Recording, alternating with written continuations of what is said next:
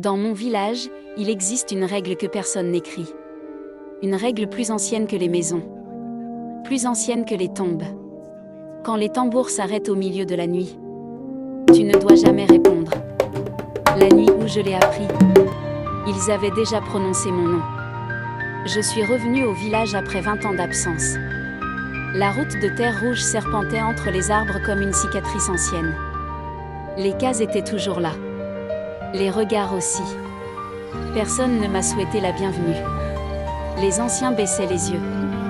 Les enfants se taisaient sur mon passage. Comme s'ils savaient quelque chose que moi, j'avais oublié. La première nuit, les tambours ont commencé. Lent, profond, régulier. Pas une fête, pas une cérémonie. Un appel. Je les sentais vibrer dans mes os. Comme s'ils parlaient une langue que mon corps comprenait. Mais pas mon esprit. Puis, au milieu du rythme, un silence brutal. Et mon nom, chuchoté par plusieurs voix à la fois. Au matin, j'ai trouvé la terre retournée devant la case où je dormais. Pas une tombe, un cercle. Des plumes noires plantées dans le sol. Des os d'animaux disposés avec soin. Et au centre, un sachet en cuir. À l'intérieur, une mèche de cheveux. Les miens. Elle m'attendait près du puits. Vieille, courbée, les yeux entièrement blancs. Elle a souri en m'entendant respirer. Ils t'ont enfin laissé revenir, a-t-elle murmuré. Tu n'aurais jamais dû partir. Quand je lui ai demandé ce qu'elle voulait dire, elle a craché au sol. Ton nom a été enterré avant ta naissance. Tu ne vis que parce qu'ils ont besoin de toi. Cette nuit-là, je n'ai pas dormi. Ou plutôt, mon corps dormait. Mais mon esprit marchait. Je me voyais enfant, allongé dans la terre. J'entendais des chants. Je sentais des mains tracer des symboles sur ma peau. À mon réveil, j'avais de la terre sous les ongles. Et des marques rouges sur la poitrine. Dans la hutte sacrée, il y avait un masque. Interdit aux vivants. En bois noir, orné de clous, avec une bouche trop ouverte. Quand je me suis approchée, j'ai entendu un souffle. Le mien. Mais plus grave. Plus ancien. Les anciens sont entrés en courant. Ne le regarde pas trop longtemps, ont-ils crié. Il te reconnaît. Ils ont fini par parler. Il y a 30 ans, le village mourait. Les récoltes pourrissaient. Les enfants tombaient malades. Les rivières se tarissaient. Alors ils ont fait un pacte. Pas avec un esprit. Pas avec un dieu. Avec quelque chose qui exigeait un nom. Un enfant. Moi. Je n'étais pas sacrifié. J'étais préparé. Mon corps devait grandir. Se renforcer. Voyager. Pour qu'un jour, je puisse revenir. Ils ne m'ont pas donné la vie. Ils m'ont prêté un corps. Le masque. Les tambours Sur ont le repris. vis, la transformation Plus proche. commence. Plus rapide. Je sentais mes pensées glisser. Mes souvenirs se mélangeaient à Le d'autres. masque. Ma Sur voix le changeait vis, parfois. La transformation commence. Je prononçais des mots, La dans bouche une noire langue que je n'avais jamais apprise, et le regard. mais que quelque chose en moi connaissait par cœur. Ils m'ont conduit au cercle. La nuit était lourde. Les torches tremblaient. On m'a peint le visage. On m'a donné le masque. Quand je l'ai porté, le monde s'est tu. Je n'étais plus seule. Ce n'était pas une entité en colère. C'était quelque chose de patient. Quelque chose qui attend depuis des générations. Quand il a parlé avec ma bouche, les anciens se sont prosternés. Moi, je regardais. De l'intérieur. Je vis toujours. Je marche parmi les gens. Je parle comme eux. Mais parfois, la nuit, quand les tambours résonnent au loin, ce n'est pas le village qui appelle. C'est moi qui rentre à la maison. Dans mon village, on apprend très tôt une chose. La nuit, ton nom ne t'appartient plus. Si quelqu'un t'appelle après le coucher du soleil, et que tu reconnais la voix, tu dois te taire. Moi, j'ai répondu. Et depuis ce soir-là, ce n'est plus toujours mon visage que je vois dans les miroirs. Je suis revenue au village pour enterrer ma mère. La terre était rouge, plus rouge que dans mes souvenirs. L'air était lourd, chargé de quelque chose que je n'arrivais pas à nommer. Les anciens m'attendaient. Ils ne m'ont pas pris dans leurs bras. Ils ne m'ont pas souhaité la bienvenue. Ils m'ont regardé, longtemps, comme si mon corps devait encore prouver qu'il était bien le mien. Quand j'ai prononcé mon nom devant eux, un murmure a parcouru le cercle. Un ancien a baissé la tête et a soufflé. Il est encore entier. Je n'ai pas compris ce que ça voulait dire. Pas encore. La première nuit, je n'arrivais pas à dormir. Les tambours résonnaient au loin, lent, profond. Puis, quelqu'un m'a appelé. Ma voix, exactement la mienne. Viens dehors. Elle ne criait pas. Elle n'insistait pas. Elle savait que je l'écouterais. J'ai ouvert la porte. Il n'y avait personne.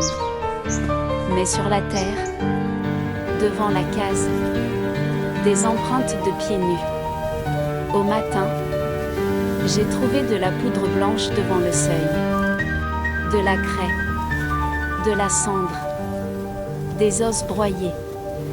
Un symbole était tracé au centre. Un cercle, brisé. Une vieille femme est passée derrière moi. Elle s'est figée en voyant le signe. Ils ont commencé, a-t-elle murmuré. Je lui ai demandé qui. Elle n'a pas répondu. Elle est partie. Dans le village, il n'y a pas de miroir. Pas parce qu'on n'en a pas les moyens. Parce qu'on n'en veut pas. Dans une vieille malle appartenant à ma mère, j'en ai trouvé un. Ancien. Fêlé. Quand je m'y suis regardée, mon reflet a cligné des yeux. Avant moi, j'ai reculé. Mais lui est resté. Cette nuit-là, les tambours ont repris. Plus proche, je les ai vus se rassembler autour du feu sacré. Ils parlaient à voix basse. Je n'entendais pas mon nom. Ils parlaient de ce que je pouvais devenir. Comme si ma forme actuelle n'était qu'une étape. Je me suis réveillée avec le visage en feu. Ma peau me brûlait. Sur mon torse, des symboles avaient été tracés à l'huile noire. Et dans la cendre du foyer, un masque, encore humide, façonné à mon image, les miennes. Dans les affaires de ma mère, j'ai trouvé une lettre. Elle l'avait écrite avant de mourir. Ils t'ont choisi à ta naissance. Pas pour te tuer, pour te partager. Un visage pour les vivants, un autre pour ceux qui marchent la nuit. Mes mains tremblaient. Elle le savait. Elle m'a laissé revenir quand même. Au coucher du soleil, Le visage commence à mon céder. visage s'est figé. Mes muscles tiraient. Ma mâchoire claquait. Dans le reflet de l'eau, Le visage je n'étais commence plus à céder. exactement moi. Quelque chose essayait mes traits, comme un masque trop étroit. La nuit suivante, je ne dormais plus seule. Je me voyais marcher, parler, rire, d'une bouche qui m'appartenait. Je regardais, de l'intérieur, impuissant. Ils m'ont conduit au cercle. Le feu était violent. Les tambours frénétiques. On m'a tendu le masque. On m'a dit que je pouvais refuser. Mais que quelqu'un d'autre serait choisi à ma place. Un enfant. J'ai porté le masque et j'ai senti mon visage se détacher. Ce n'était pas une possession, c'était un partage. Un visage pour le jour, un autre pour la nuit. Le village serait protégé. Et moi, je survivrais. Aujourd'hui, je vis ailleurs, parmi les gens. Mais parfois, quand la nuit tombe, si mon sourire te paraît un peu trop large, ce n'est pas moi, c'est celui qui porte mon visage jusqu'au lever du soleil. Dans mon village, il existe une case que personne ne regarde. Même les chiens la contournent. Même les enfants se taisent quand ils passent devant. On dit qu'elle est vide. Mais la nuit, on entend mâcher. Je suis revenue après 17 ans d'absence. Mon père venait de mourir. À peine arrivé, j'ai senti les regards. Pas de tristesse. Pas de colère. De la peur. Une vieille femme a attrapé mon bras. Pourquoi tu es revenu ? La case était fermée. Je ne savais pas de quelle case elle parlait. Pendant l'enterrement, la terre s'est affaissée. Le cercueil a basculé. Un bruit sourd. Creux. Un ancien a crié. Refermez. Refermez maintenant. Personne n'a prié. Ils avaient tous les yeux tournés vers la forêt. Cette nuit-là, je n'ai pas dormi. Quelque chose grattait sous le sol. Lentement. Comme des ongles. Puis un bruit humide. Un bruit de mastication. Sous ma propre case. Au matin, des traces entouraient ma maison. Des empreintes humaines. Mais les pieds étaient à l'envers. Les talons devant. Les orteils derrière. Un ancien a murmuré. Ils l'ont senti. Je l'ai vu. La case. Isolée. Sans porte. Scellée avec de la boue séchée et du sang ancien. Des symboles couvraient les murs. Et au centre, un trou. Quelque chose respirait en dessous. Une nuit, une vieille est venue me voir. Elle tremblait. Ton père faisait partie du rituel. Ils ont enfermé une chose qui ne peut pas mourir. Elle mange les ombres des vivants. Je lui ai demandé pourquoi. Elle a pleuré. Parce qu'elle nous protège. Un enfant a disparu. On l'a retrouvé au lever du jour. Debout. Les yeux ouverts. Mais son ombre bougeait encore. Elle rampait. Les tambours ont commencé. Violents. Désordonnés. Chaque coup faisait vibrer la terre. Sous mes pieds, quelque chose répondait. Les gens ont commencé à parler seuls, à rire dans le noir, à se réveiller avec des marques de dents sur le dos. Ils disaient tous la même chose. Elle a faim. Ils m'ont choisi. Parce que mon père avait juré que ce serait moi. On m'a attaché, descendu dans le trou sous la case. L'odeur était insupportable. Des os, des cheveux, des choses encore tièdes. Et dans le noir, des yeux. Elle n'avait pas de forme fixe, juste des membres, des bouches, des visages avalés. Elle m'a parlé sans bouche. Ton père m'a nourri. À ton tour, il pouvait me laisser mourir, ou me lier à elle, pour qu'elle se nourrisse de mon ombre, pas de mon corps. J'ai accepté. La douleur était inimaginable. J'ai senti mon ombre se détacher, hurler. Quand je suis sortie, le soleil brillait. Mais derrière moi, il n'y avait plus rien au sol. Plus d'ombre. Les anciens ont baissé la tête. Elle est rassasiée. Je vis en ville maintenant. Mais parfois, la nuit, mon ombre ne m'imite plus. Elle ouvre la tu entends mâcher derrière toi. Ce n'est pas ton imagination. C'est elle. Elle a encore faim. Dans mon village, on dit que certaines maisons ne reposent pas sur la terre, mais sur des promesses. Des promesses faites aux esprits. Des promesses qu'on ne peut pas rompre. La mienne respire la nuit. Nous avons emménagé dans la maison au début de la saison des pluies. Une vieille maison en terre battue. Trop grande. Trop silencieuse. La première chose que j'ai remarquée, c'est l'odeur. Une odeur humide, mélangée à quelque chose de sucré. Comme de la chair ancienne. Les voisins ne s'approchaient pas. Ils parlaient normalement. Jusqu'à ce que je mentionne la maison. Alors leur voix baissait. Une femme m'a dit: ne laisse jamais les enfants jouer par terre. Je n'avais pas d'enfants. Pas encore. La première nuit, j'ai entendu des coups.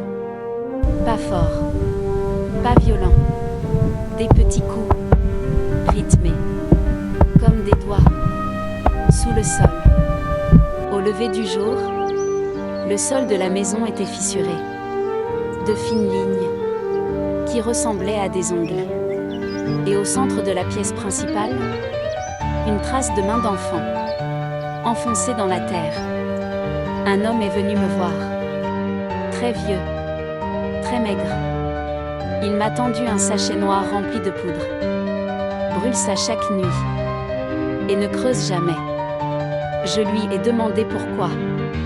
Il a répondu: parce qu'il n'aime pas la lumière. La nuit suivante, le sol a bougé. La terre s'est soulevée. Un visage est apparu. Un visage d'enfant. La bouche ouverte. Pleine de terre. Les yeux vides. Il a chuchoté: il fait noir ici. À partir de cette nuit, la maison n'a plus jamais dormi. Les murs craquaient. Le sol respirait. Parfois, des silhouettes se dessinaient sous la terre. Des corps couchés. Empilés. Une vieille du village a fini par parler. Ils enterraient les enfants sous les maisons. Pour attirer la protection. Leurs âmes devenaient des gardiens. Je lui ai demandé pourquoi ils criaient.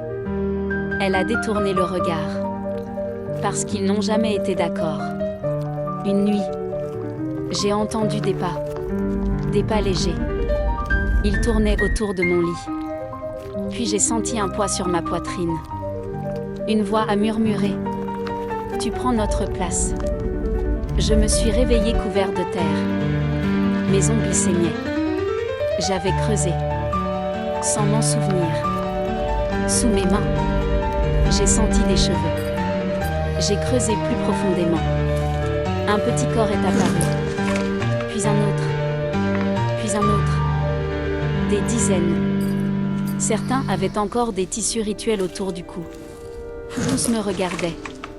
Cette nuit-là, toute la maison a crié. Des voix d'enfants. Des pleurs. Des rires cassés. Le sol ondulait. Il voulait sortir.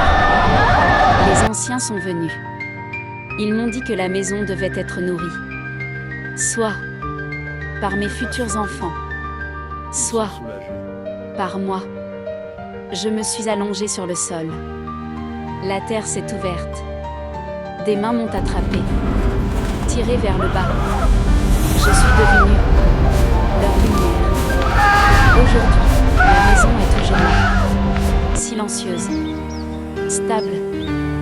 Mais si tu poses l'oreille contre le sol, tu entendras peut-être une voix adulte qui murmure: ne t'installe pas ici. Parce que moi aussi, je suis enterrée avec eux.